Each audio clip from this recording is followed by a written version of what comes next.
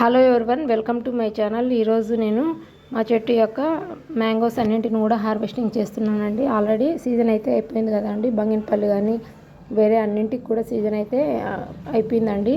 కొన్ని కాయలు అయితే మిగిలినాయి. వీటన్నింటిని కూడా కొద్దిగా మాయిన తర్వాత దూర కాయలన్నీ కూడా కట్ చేసేసి నేనైతే బోదలు అయితే మాగబెట్టి చూపిస్తున్నానండి. చాలా వరకు బోదలైనా పెట్టచ్చండి, లేకపోతే కూడా వరిగడ్డలు కూడా పెడుతూ ఉంటారు. కొందరైతే రైస్ పాట్లో కూడా పెట్టుకొని మాగబెట్టుకుంటూ ఉంటారు ఈ పళ్ళని.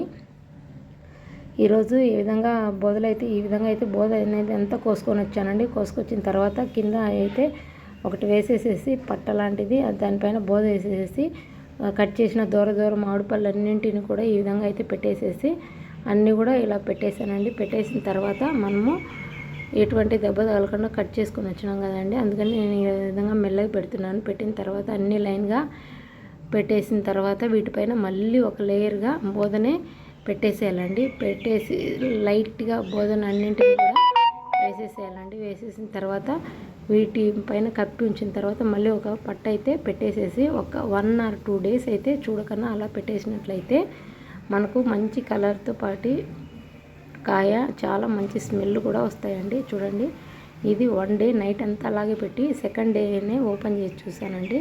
చూసింటే చూడండి, మనం నిన్న ఎలాంటి గ్రీన్ కలర్లో ఉన్నాయి కదండి, ఈ రోటికి ఫుల్ ఆరెంజ్ కలర్ అయితే వచ్చేసింది. చాలా బాగున్నాయి కాయలు కూడా. మంచి రసంతో మాదిరి టేస్ట్ కూడా ఉంటాయి. కొంచెం చూడండి, కాయల్లోనే అప్పుడే షైనింగ్ అనేది మనకు బాగా కనిపిస్తుంది. ఈ విధంగా అయితే కాయ బాగా ఋతువుకి వచ్చి కట్ చేసుకొని తిన్నట్లయితే మనకు మంచి టేస్ట్ వస్తుంది.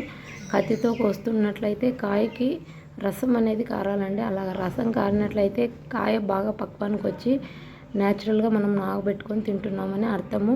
కొన్ని కాయలు కట్ చేసినా కానీ ఎటువంటి జ్యూస్ అనేది రాదండి. జ్యూస్ రానట్లయితే అవి ఓన్లీ న్యాచురల్గా వచ్చినట్టు కాదండి, అవి మందులు వేసి మాగబెట్టినారని తెలుసు. చూడండి, నేను ఈ విధంగా వచ్చిన కాయలని ఇలా కట్ చేసుకొని అయితే మేము మా పిల్లలు అందరం కూడా కలిసిమెలిసిగా తినేవాళ్ళం అండి. చాలా హ్యాపీగా అనిపించేది. ప్రతిరోజు కూడా మేము 1 or 2 times ఈ విధంగా అయితే కట్ చేసుకొని ముక్కలు తింటున్నాం. Thank you for watching. Please subscribe.